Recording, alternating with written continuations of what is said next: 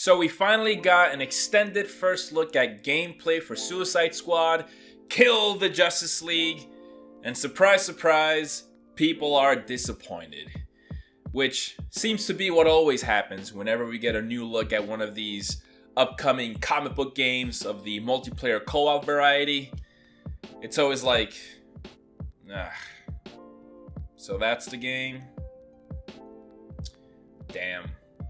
But me, being ever the optimist, I want to give Rocksteady the benefit of the doubt, because I don't believe that anyone ever sets out to purposely make a bad video game.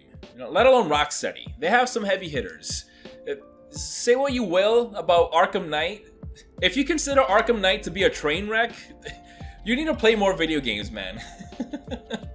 More bad video games. That game is not that bad.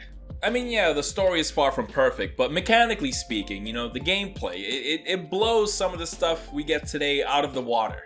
Gotham Knights, I mean, you guys made that comparison very clear, which Gotham Knights is good, actually. Check out my review of Gotham Knights. Hey, editing Diego here. So while I was editing this video, it's been announced that Suicide Squad Kill the Justice League has been delayed to later this year due to fan backlash. So I sound like a total moron trying to be optimistic about this game. Yeah, this definitely doesn't imbue confidence. I mean, the delay might be just to polish some things out. I mean, I hope Rocksteady is not backpedaling on what they want this game to be. It's too late in development, I imagine, right? I don't think it'll be a Gotham Knights situation where, maybe that game was early enough in development that they were able to strip away the games as a service elements and were able to make a relatively coherent open world RPG. I don't know. Not the best news. I guess we'll have to wait and see if this thing ends up being a coherent game by the end of it. Anyway, I'll let the video play out and you guys can laugh at me while I try to, paint this game in a positive light. I don't know. Bye. But much like how I did with Gotham Knights when we got our first extended look at gameplay for that game, I want to give you some of my thoughts and reactions to what we saw in a more unscripted, loosey-goosey, free-form kind of way when compared to my usual stuff. So starting at the very top, the gameplay loop, the main thing we're going to be doing when we're playing Suicide Squad. I think it looks fun. It reminds me of Sunset Overdrive, but dialed up to 11. I like the combination of movement and third-person shooting coming together, to make this gameplay loop of, getting around, running up walls, grinding on rails while you shoot at enemies, having this strong emphasis on fluid movement while you shoot at enemies around you. Because, the third-person shooter genre can get very stale, very quick if it's doing the same old thing of, using waist-high cover to take cover behind, popping up, shooting at the enemy, reloading, waiting for an opening, popping back up. That can get boring very quick. Your Uncharted, your Gears of War of the world. I think the third-person shooter genre should be elevated, should get elevated by now with more movement options. And I hope that the Suicide Squad game just doesn't have a cover system at all, right? Just completely lean into the movement, which looked really fluid. I think Rocksteady might be applying some of the philosophy they had for combat in the Arkham games to Suicide Squad. I know that sounds weird, but hear me out. But to me, what made the Arkham combat so much fun is just how gracefully and easily you can bounce from enemy to enemy. I had never played anything like that before, where, it feels very natural. I mean, it's in the name. It's very flowy.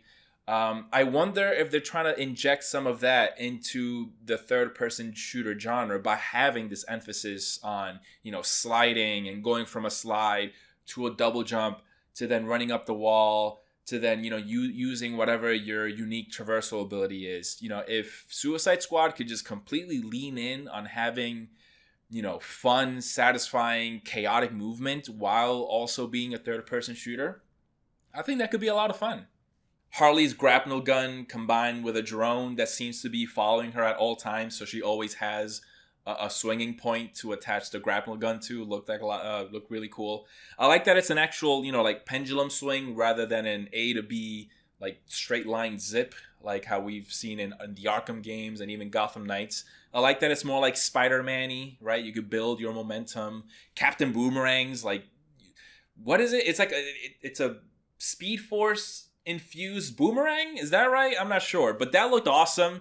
Like bouncing off enemies using that thing and teleporting and doing all sorts of crazy stuff. I'm a sucker for flight in video games. Deadshot's jetpack. I hope that this game makes flight fun. I'm always looking for that one comic book game to make flying fun, and I think a jetpack might be like an easier way to nail that. King Shark just kind of getting around like the Hulk, running up the side of walls, air dashing, jumping really high. That looked really fun.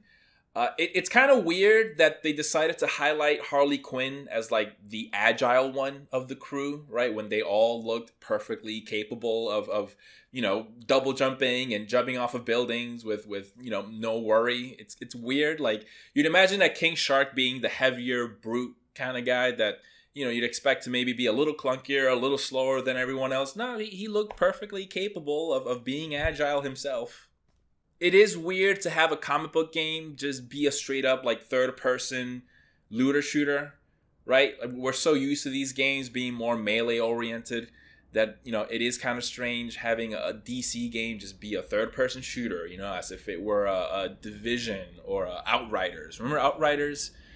That came and went. Quick side note, I think that if this game didn't have like a DC property tied to it, we probably wouldn't be as harsh to it, right? If it was just a generic sci-fi shooter that gives you all these crazy ways of traversing, like I think people will be a little more positive on it. Like, oh yeah, remember that game? That looked kind of crazy. The way, the guy would use the jetpack and the one guy who teleported and the one mutant monster guy that kind of slammed around. Like that looked kind of cool.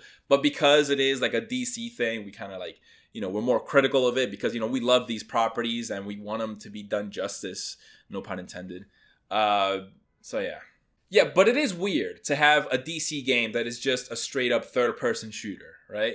But I mean, I'm having trouble thinking of any other teams that would work with. I guess if you're going to do it with anyone, it might as well be the Suicide Squad. Right? I mean, I don't know. We had a single player third person shooter for Guardians of the Galaxy. So I guess, hypothetically, if that game was 4-player co-op, it would make sense for all the other members of the Guardians to use guns. We've seen them use guns before. But yeah, I mean, Punisher, that would be a single player third person shooter. That's another one I can think of. But if we're thinking like, all right, 4-player looter shooter in the vein of The Division or whatever, I guess Suicide Squad would be the team, right? I mean, Harley Quinn, we've seen her use guns before. Deadshot, his whole thing is guns. People have been memeing online about Captain Boomerang not even using his boomerang. I'm not super familiar with the character, but like I can see him using guns, right? And I'm sure he will have abilities where he uses his boomerang. The one guy I'll give you is King Shark. It is weird to have a mutant shark monster person running around with a minigun when he should just be ripping people apart and biting their heads off and, just slashing at them with his claws or whatever. That one I'll give you, but 3 out of 4 ain't bad. But I do think that Suicide Squad is doing something to stick out as a third-person shooter, right? Like, I hope it takes what Sunset Overdrive did and just, cranks it up to 11, goes crazy with it. Even something like Vanquish, which also had a strong emphasis on movement. If that could be like the focus of like making combat feel chaotic and really fun and cool, jumping around and feeling badass as you blow stuff up, I mean, that could be fun. Let's talk about what seems to be pissing a lot of people off. And those are the RPG elements, right? The whole gear level. The get a new piece of armor and it has 200% resistance against this. Use this weapon for 200 fire damage. That whole thing that's been done ever since Destiny and then Division started it. It's been overdone at this point. I agree with you for sure. It's just way past overdone. It's just kind of monotonous at this point. Fans of comic book games aren't looking for this kind of thing in their games. But I'm also at a point with this kind of stuff that it doesn't really bother me anymore. I said this in my Gotham Knights review, but I just don't really dig into those systems. I kind of just let it be a passive thing. You know, if I'm playing the story missions and I unlock a new piece of gear and I see that green arrow, just look for that green arrow, letting me know that it's better than the thing I have currently equipped now, that I put on the new thing, and things turn out okay. You know, I never hit a wall where I had to like, oh, go back to, you know, home base and go to my workbench. I'm like, oh fuck, like how do I figure this out? Like I really gotta analyze the, you know, the properties and buffs of this gear to see if it'll help me out with this boss fight. Like that was never really a case for me.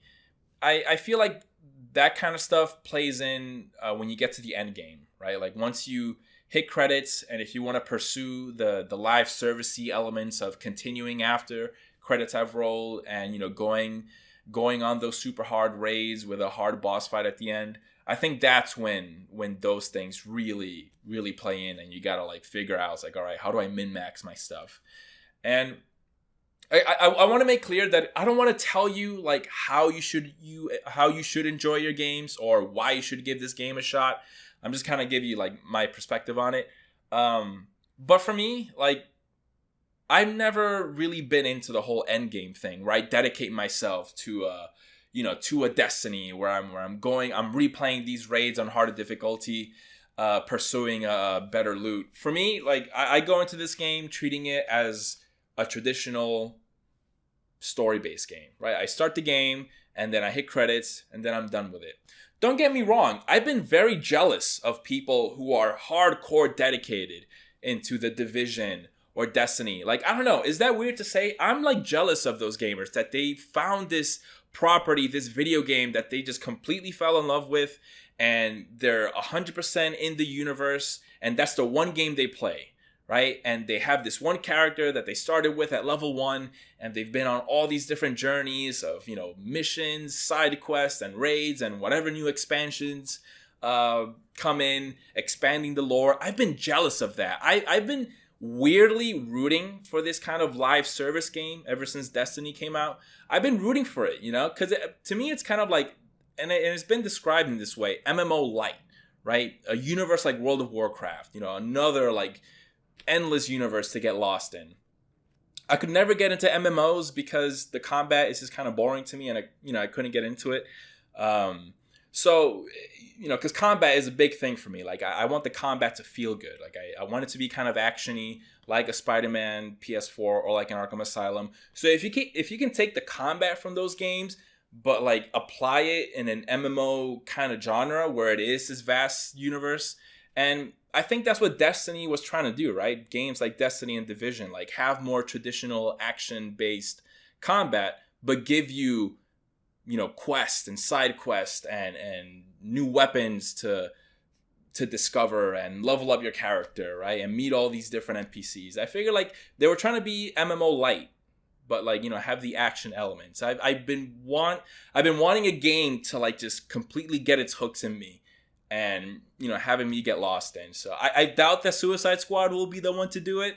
But I mean, I don't know. I like DC, so that's already kind of, you know, some bonus points that the game innately has just because it is a DC property. While we're on the topic of like live service stuff, let's talk about the Battle Pass, right? That's kind of like a big trend that's happening in games right now. I think we're generally in a better place with Battle Passes, right? It could be that I've just been playing the games that implement battle passes in the best way. You know, Fortnite, Marvel Snap. You know, I play Marvel Snap because the gameplay itself is fun. You know, I play it for the gameplay. That to me is how you do a battle pass. You know, as long as it doesn't detract from the gameplay loop, as long as, you know, combat feels good, the controls are good, mission design is good, the story is good, as long as all that is there, and then you have the live service elements of like, you know, the battle pass and all that stuff, that's just like a bonus thing. That's for the people who just want to hardcore dedicate themselves to this game and have stuff to look forward to after the story has been done. And that's how you do a battle pass. You know, when I'm playing Marvel Snap and I'm having fun just because of the competitive nature and, you know, the whole gameplay loop of trying to make the best possible deck and all that, leveling up my battle pass is just a bonus. It's just like, oh shoot, okay, I got a new skin or a new emote, whatever. That's how it should be, and I think monetization, we're also in a better place with it because it is just cosmetic stuff, right? Like pay to win is not really a thing anymore. Again, I don't know if if I've been playing the right games, but I don't think pay to win is no longer a thing. There was a time where that was a huge issue, the whole pay to win stuff. But I don't know. I think games that are implementing a battle pass now are just cosmetic stuff, which is entirely optional. And we know what they're doing. They know that us as comic book fans, we're suckers for alternate costumes and all that stuff. So they know what they're doing. And in a perfect world, every comic book game would be like Spider-Man PS4, where the costumes are there. You just have to unlock them by progressing through the story or doing whatever side mission. We shouldn't have to pay $15-$20 for a costume. That's completely outrageous. But at the end of the day, it is kind of your choice. Like, if you want the skin, you got to drop the old buckaroos, and it's your choice. Some people are stronger willed than others, but it is predatory because they know we want the skin. So it sucks, but like I said, like as long as it doesn't detract from the core gameplay loop and having fun, interesting missions, I think it'll be okay. One thing that really concerned me about this game was the mission that we saw, and it is one mission that we saw, so I can't judge the whole game on it. But one thing that concerned me was how simple like the mission design was. It boiled down to shoot the big purple bulb on this helicopter, on this big turret thing, shoot the big purple thing to then beat the mission and trigger the cutscene. Like I really hope that that's not what the game consists of. One of my biggest criticisms of Marvel's Avengers was just how dumb the mission design was. A lot of what I found myself doing a lot of in that game was look for the big yellow button and punch it to then open the door. There are 4 big yellow buttons in this room. Find them and open the door. There are 2 yellow squares right in front of this door. Stand on them to then open the door. Like, what? What is this? Like some Crash Bandicoot shit? Like, give me better context, to let me know why I'm doing what I'm doing. Don't just give me a big video gamey yellow circle to punch to then progress. That's like, what are we doing here? I feel like that's a big issue with these 4-player live servicey games. The mission design is kept very basic, to accommodate for the 4 players, where most of it boils down to just fight waves of enemies until a boss appears, and then the boss is a damage sponge, so that goes on for like 30 minutes, and it gets kind of boring and it drags out, and then you beat the boss and then a cutscene happens. I guess like that's kind of boring. There are 4-player games out there that do a better job of having more varied missions and keeping things interesting. Games like Borderlands. Hopefully this game is more Borderlands-esque and less Division-like. Let's talk about the story premise. You're the Suicide Squad. You're tasked with killing the Justice League because they've been brainwashed by Brainiac. That alone is enough to like sell me on the game, right? Whether it was an animated movie or a movie, a comic book, that's a fun idea. It is weird that is in the that this is set in the Arkham universe, because I feel like I'm really skeptical that we will kill even a single member of the Justice League, because I don't know about you, but like I hold the Arkham universe up highly. Like I respect it a lot, because Arkham Asylum was so good, and it felt like an extension of the 90s Batman animated series, right? Where we were all kids when we watched the 90s Batman show, and then by the time we got to Arkham Asylum, I took it as like oh, this universe kind of grew up with me. And it's now a little more mature, and it's scarier and more violent and grittier. And it's like, yeah, this could be set in that 90s show. It could be an extension of it. I mean, by the time we got to Arkham Knight, that was not true at all. They were definitely just doing their own thing. But for Arkham Asylum and Arkham City, I took it as like, oh yeah, this is the DCAU as we've seen it in Justice League Unlimited and all that. So in the back of my brain, it was always yeah, the rest of the DC heroes are somewhere out there, and we will eventually meet them. And there were seeds in Arkham City, some subtle references to Superman, and now we're here, and we're finally being introduced to the Justice League, to Superman, Green Lantern, Flash, Wonder Woman, and with our first introduction, we're tasked with killing them. Like, that just rubs me the wrong way. Like, I'm finally meeting the heroes in this universe that I hold so highly, that that it is up there as one of my favorite iterations of Batman.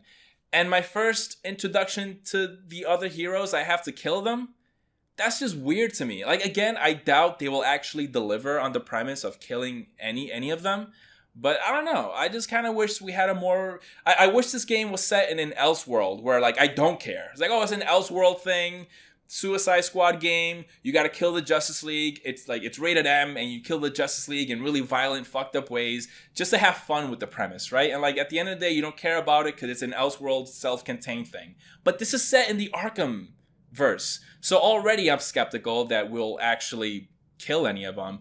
But then if they actually do deliver on killing any of them, it rubs me the wrong way. It's like, I don't want to do that. I don't want to, like, finally meet the Arkhamverse versions of these characters and then have to kill them. That's just weird. I don't know. Am I being weird for that? But the idea that the boss fights will be members of the Justice League, that sounds awesome to me. And I really hope that the boss fights are well designed. I mean, it is Rocksteady. They do have a good reputation when, designing boss fights that are at least pretty good.